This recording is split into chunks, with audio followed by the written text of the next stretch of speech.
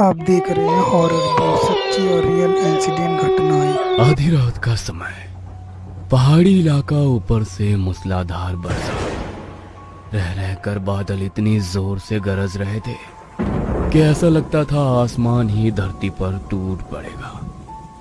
पिछले कई दिनों से हो रही इस बरसात के कारण पहाड़ों में लोग अपने घरों में कैद हो गए थे। इतने खराब मौसम में एक 22 साल का नौजवान पहाड़ के खराब रास्तों और नदी को पार करते हुए एक पुराने खंडहर तक पहुंच गया था। खंडहर में पहुंचकर उसने एक दीवार के पास जाकर उसे छूकर कुछ पल कुछ याद किया और फिर पास की जमीन को खोदने लगा। कुछ ही देर में उस युवक का फावड़ा एक मजबूत बक्से जैसी चीज से टकराया और उसी के साथ अब वो और भी उत्साह के साथ खुदाई करने लगा। कुछ ही देर में युवक के सामने एक लोहे का बक्सा रखा हुआ था, जिसे देखकर उसके चेहरे के भाव बदलने लगे थे। युवक ने बक्से पर लगे ताले को फावड़े से तोड़कर जैसे ही उसे खोला, अचानक ही आसपास का माहौल बदलने लगा। जंगल में चारों ओर से जंगली जानवरों के रोने की डरावनी आवाजें सुनाई देने लगी। आसपास के माहौल से प्रभावित हुए बिना युवक ने आओ देखा ना ताओ बक्से के अंदर झांक कर देखा और उसी के साथ वह जोर जोर से हंसने लगा। बक्से के अंदर कच्ची मिट्टी के बने 3 पुतले दिखाई दे रहे थे, लेकिन जैसे ही उसने मूर्ति को ध्यान से देखा, उसकी हंसी मानो गायब ही हो गई। उस मिट्टी के पुतले का चेहरा अपनी जगह से गायब दिखाई दे रहा था। नहीं, ये नहीं हो सकता। मैंने तो पुस्तक में यही पढ़ा था कि मूर्ति मुझे ठीक इसी जगह मिलेगी। फिर ये धोखा क्यों और कैसे हुआ? ऐसी बिना सर की मूर्ति का क्या मतलब हुआ? युवक ने अपने साथ लाई हुई किताब उठाई और बेचैन होकर जल्दी जल्दी पन्ने पलटकर कुछ ढूंढने की कोशिश करने लगा। तभी एक पन्ने पर जाकर उसकी नजर थम गई। अचानक बाहर से जोर से बिजली कड़की और उसी के साथ वह युवक जोर जोर से सर पटक कर रोने लगा। आज कॉलेज के पहले सेमेस्टर का आखिरी दिन था। सभी छात्र बहुत उत्साहित नजर आ रहे थे। क्या बोलते हो भाई लोग, कहीं की ट्रिप हो जाए? यार, हमारे यहाँ से बस 1.5-2 घंटे की दूरी पर एक बेघनी ऊंची पहाड़ियाँ है, उधर चलते हैं, ट्रैकिंग करेंगे, जंगल में ही कैंप लगाएंगे, बहुत मजा आएगा। अरे बोलना रवि, इतना चुप क्यों है? अरोरा सर बता रहे थे तेरा गांव भी कहीं इधर ही है ना? हाँ यार, मैंने कब मना किया? पहाड़ तो घर है मेरा और मैं साथ में रहूंगा तो तुम्हें किसी गाइड की भी जरूरत नहीं पड़ेगी। तो बस फिर हो गया मामला सेट। इस संडे को हम सब रवि के साथ उसका गांव देखने चल रहे हैं। अरे मेरे गांव को देखकर तुम लोगों को कोई खास मजा नहीं आएगा। अगर तुम्हारा घूमने का मन ही है ना, तो मैं तुम्हें एक ऐसी जगह दिखाऊंगा जो कोई गाइड तुम्हें दिखा नहीं पाएगा। सिर्फ इस पहाड़ी के कुछ लोकल लोग ही इन सब चीजों के बारे में जानते हैं। ऐसी भी कौन सी जगह है यार, ठीक से बताना, तूने तो एक्साइटमेंट बढ़ा दिया। बस इतना समझ लो, हमारे देश में जितनी भी रहस्यमय जगह है वो सब पहाड़ों पे ही है। पहाड़ों की ऊंची चट्टानों में आज भी ना जाने कितने गहरे राज दफन है। माउंट कैलाश हो या अमरनाथ, सब एक मिस्ट्री तो है। तो फिर ये तेरी वो मिस्टीरियस जगह देखने के लिए अब तो मैं भी बहुत एक्साइटेड हो गई हूँ। 3 दिन बाद शुक्रवार की शाम वो चारों दोस्त पहाड़ों की सैर पर निकल चुके थे। मनोज गाड़ी ड्राइव कर रहा था और बाकी सब हंसते गाते पीछे की सीट पर बैठे मस्ती कर रहे थे। ओके गाइस, तो ये वीकेंड मेरे पहाड़ों के नाम, इसलिए ट्रिप की शुरुआत मैं तुम्हें अपना एक पहाड़ी ड्रिंक पिलाकर करता हूँ। रवि ने एक गिलास में सारे दोस्तों को पीने के लिए कुछ दिया, जिसे पीकर उन्हें हल्का सनसनाहट सी महसूस होने लगी। डोंट टेल मी ये हार्ड ड्रिंक था ना? Feel different. नॉट एक्चुअली, हमारे यहाँ गांव में देसी तरीके से बनाते हैं और शादी पार्टी जैसे मौके पर सब लोग टेस्ट करते हैं। और हाँ, ये अल्कोहल नहीं है, बस इसमें हल्का सा नशा होता है जो थोड़ी देर बाद गायब हो जाएगा। इंटरेस्टिंग। कुछ देर तक गाड़ी को पहाड़ों में दौड़ाने के बाद अचानक ही धीरज की सांस फूलने लगती है। प्लीज गाड़ी को इधर ही रोक दो, मुझे 2 मिनट के लिए नीचे उतारकर ताजी हवा चाहिए। ऐसा लग रहा है जैसे दम घुट रहा है। धीरज की बात सुनकर मनोज गाड़ी रोक देता है। धीरज गाड़ी में रखा अपना बैग पैग उठाकर नीचे उतरता है और थोड़ा झाड़ी की तरफ जाने लगता है। अरे अकेले कहाँ जा रहा है? ठीक तो है ना तू? 1 मिनट, जरा हल्का होकर आया, तुम इधर रुको।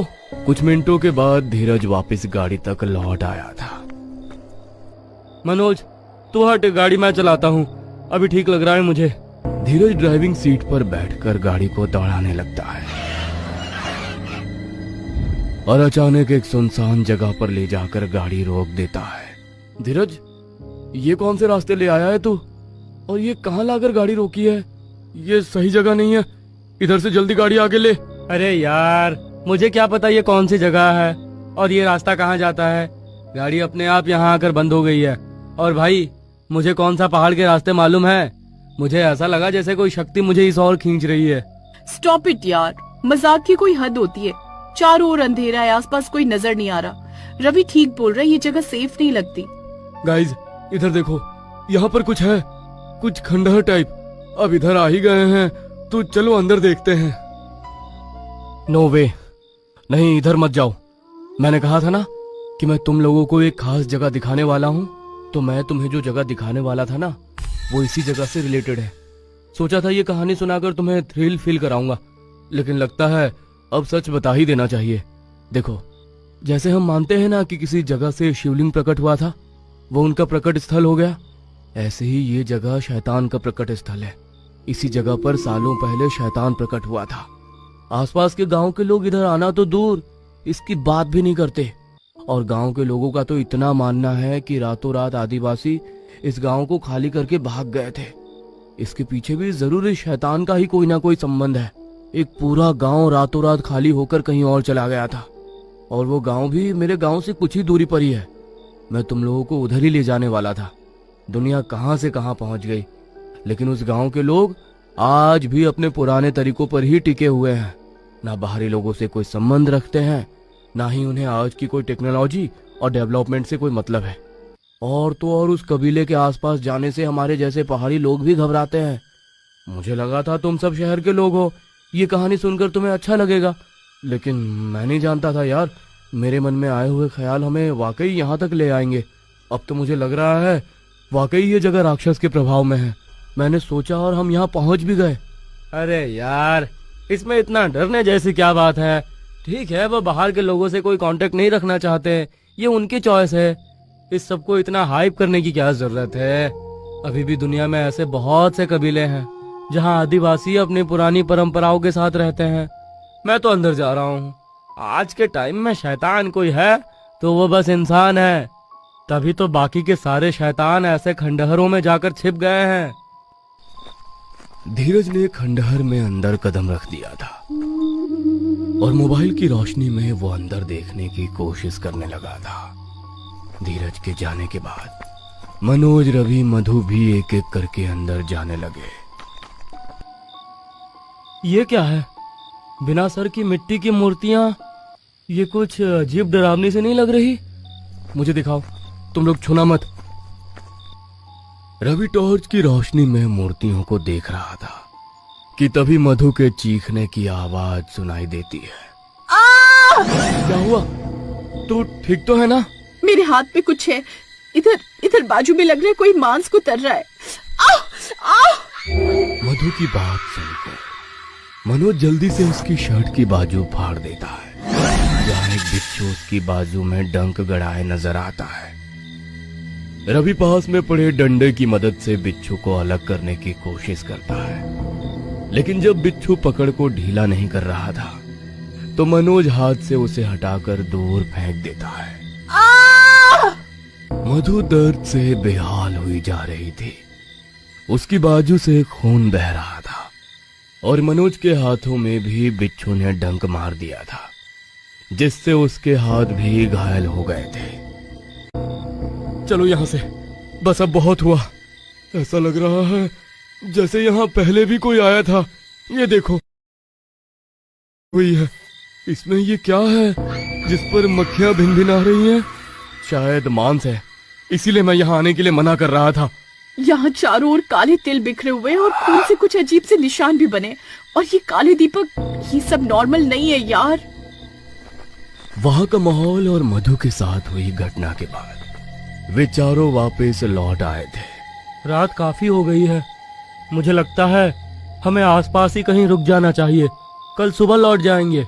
खंडहर में घटी घटनाओं के बाद चारों दोस्त कुछ दूर पर बने गेस्ट हाउस में लौट आते हैं। मधु कमरे में अकेली थी और बाकी दोस्त अलग कमरे में थे। आधी रात को मधु की आंख खुली तो उसे महसूस हुआ जैसे उसके कमरे में कोई पांव घसीट कर चल रहा है। मधु ने चौंक कर लाइट जलाई तो सामने का नजारा देखकर उसके होश उड़ गए। कमरे में वही मिट्टी का पुतला रखा हुआ था जो उसने खंडहर में देखा था, लेकिन अभी सामने उसका सर भी दिखाई दे रहा था। ये कैसे हो सकता है? जरूर मुझे कोई वहम हो रहा है। मधु बिस्तर से उतरी और धीमे कदमों से उस पुतले की ओर बढ़ने लगी। अचानक ही मिट्टी के पुतले की आंखें ऐसे चमकने लगी जैसे वो कोई बेजान पुतला ना होकर कोई शैतानी जीव हो, और अगले पल उस पुतले ने अपनी आंखें खोल दी, जिसे देखकर मधु की चीख निकल जाती है। मधु दौड़कर दरवाजे की ओर जाने की कोशिश कर ही रही थी, लेकिन उसे महसूस होता है कि कमरे में चारों ओर गीली मिट्टी का दलदल जैसा बन गया है, जिसमें से वो चाह कर भी अपने आप को बाहर नहीं निकाल पा रही थी। मधु जोर जोर से हाथ पैर चला रही थी, लेकिन हर गुजरते पल के साथ वो नीचे धंसती जा रही थी। दलदल अब उसकी गर्दन तक पहुंच गया था। तभी मधु के कमरे का दरवाजा खुलता है और रवि, मनोज और धीरज वहां पहुंच जाते हैं। मधु, क्या हुआ तुम्हें? ऐसे जमीन पर क्यों गिरी हुई हो? इसकी हालत कुछ ठीक नहीं लग रही है। अरे इसके पूरे शरीर पर यह गंदी गीली मिट्टी कहां से आई? कहीं बाहर गई थी क्या ये? कुछ समझ में नहीं आ रहा यार। अचानक मधु की आंख खुली तो अपने दोस्तों को आंखों के आगे देख वो जोर जोर से रोने लगी। वो मिट्टी का पुतला मेरा पीछे करते हुए मेरे कमरे में पहुंच गया। वो देखो, वहाँ दीवार के पास है। रवि बिल्कुल ठीक कह रहा था, शैतान है वो, हमें वहाँ नहीं जाना चाहिए था। अरे शांत हो जा मधु, कुछ नहीं है, तुम एकदम ठीक हो। थोड़ा आराम करो। अगर तुम्हें एतराज ना हो तो मैं तुम्हारे कमरे में रुक जाऊं? हाँ, प्लीज मुझे अकेला छोड़कर मत जाना। कुछ देर बाद मनोज ने मधु को समझा बुझाकर बिस्तर पर सुला दिया था और खुद वहीं पास में ही पड़े हुए सोफे पर आंखें बंद करके बैठ गया था। लेकिन रह रह कर मधु के पांव में लगी हुई वो मिट्टी और मधु की वो दलदल वाली बात बताना उसे परेशान कर रहा था। सोचते सोचते अचानक मनोज की भी आंख लग जाती है। कुछ देर बाद मनोज की आंख खुली तो सामने का नजारा देखकर उसने दांतों तले उंगली दबा ली। कमरे में हर तरफ गीली मिट्टी के निशान बने हुए थे जो दीवारों से होकर छत और फिर खिड़की पर जाकर खत्म हो रहे थे। कहाँ गई मधु? और उसके पैर के निशान छत और दीवारों पर कैसे बने? ऐसा कैसे हो सकता है? कोई इंसान दीवार और छत पर कैसे चल सकता है? मनोज खिड़की के पास जाकर बाहर की ओर देखता है तो नीचे गार्डन में उसे कोई बैठा नजर आता है। आखिर मधु के साथ घट रही इन घटनाओं के पीछे क्या रहस्य है? क्या वाकई जो कुछ हो रहा है उसका संबंध खंडहर से है, या ये रहस्य अभी और गहराएगा?